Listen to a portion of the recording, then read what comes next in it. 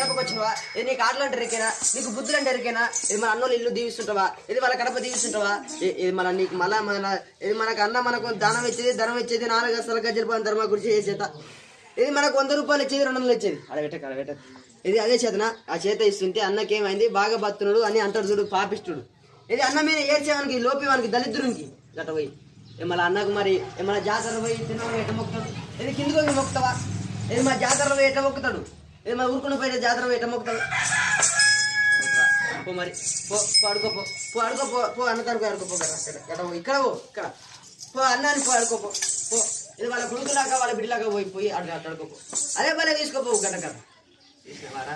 ఇది గోవు బుద్ధి గోవు జ్ఞానము చూసినవా? నర మంచిగా తింత తెలివి ఉంటుందా? ఇది నోరులేని బస్సు అన్న సప్పిడి గట్టి తింటదు సత్యమైన గోవు ఎచ్చకున్న తను వండుకుంటాడు పచ్చకున్న తను ఎరుక తింటాడు. అన్న చేతుంటా అన్న రెక్కల కష్ట ఒక పూట వాళ్ళు ఇది మన రోజు వచ్చే వాళ్ళం కాదు, ఇది మన దినం వచ్చే వాళ్ళం కాదు. అన్న చేతుంటే ఒక 100 పాటలు ఆడుకున్నాం ఒక పూట.